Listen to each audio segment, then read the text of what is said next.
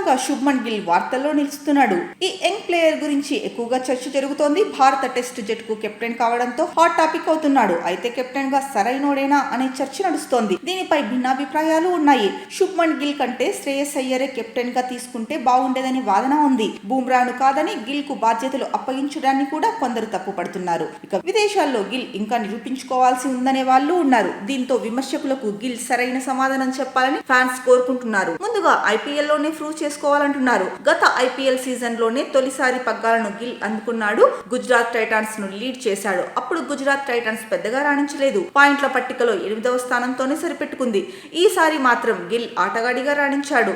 Captain గాను మంచి మార్కులే కొట్టేశాడు. ఓపెనర్ గా గుజరాత్ టైటాన్స్ కు శుభారంభాలు అందించాడు. ఒత్తిడిని ఎదుర్కొని మెరుగైన స్కోర్లు సాధించాడు. అయితే ఎక్కువగా సాయి సుదర్శన్, గిల్, బట్లర్లే పరుగులు సాధించారు. ప్లే ఆఫ్స్ లో బట్లర్ సేవలు అందుబాటులో లేవు. గుజరాత్ టైటాన్స్ మిడిల్ ఆర్డర్ పెద్దగా ఇంపాక్ట్ చూపించడం లేదు. ఇలాంటి టైంలో గిల్ ఎలాంటి మ్యాజిక్ చేస్తాడో అనేది ఆసక్తికరంగా మారింది. పాయింట్ల పట్టికలో గుజరాత్ టైటాన్స్ 3వ స్థానంలో నిలిచినప్పటికీ కెప్టెన్సీ స్కిల్స్ చూపించడానికి గిల్ కు ఇదే టైం అని మాజీలు అంటున్నారు. తనకు టెస్ట్ కెప్టెన్సీ ఇవ్వడంలో తప్పు లేదని నిరూపించుకోవడానికి ఐపీఎల్ లో మరింత మెరుగైన ప్రదర్శన చేయాలంటున్నారు. ఎలిమినేటర్ లో గుజరాత్ ను గెలిపించి ఆ తర్వాత టైటిల్ రేస్ లో దూసుకుపోతే గిల్ రేంజ్ పెరుగుతుందంటున్నారు. ఇంగ్లాండ్ టూర్ కు ముందు కెప్టెన్ గా ఇమేజ్ ను పెంచుకునే ఛాన్స్ దొరుకుతుందంటున్నారు. ఐపీఎల్ నాకౌట్ దశలో శుభ్మన్ గిల్ పైనే అందరి ఫోకస్ పడబోతోంది. గిల్ కు డొమెస్టిక్ క్రికెట్ లో కెప్టెన్ గా అనుభవం ఏమీ లేదు.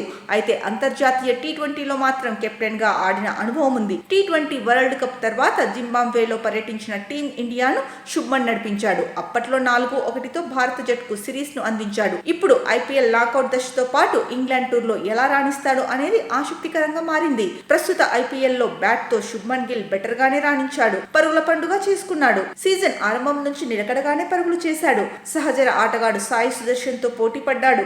లీగ్ దశలో 14 మ్యాచ్ల్లో 649 పరుగులు చేశాడు. ఇందులో 6 హాఫ్ సెంచరీలు ఉన్నాయి. సాయి సుదర్శన్ 14 మ్యాచ్ల్లో 679 పరుగులు చేశాడు. సాయి సుదర్శన్ గిల్ మధ్య 30 పరుగుల అంతరం ఉంది. ఐపీఎల్ నాకౌట్ దశలో ఓపెనర్ల ప్రదర్శనే గుజరాత్ టైటాన్స్ కు కీలకం కాబోతోంది.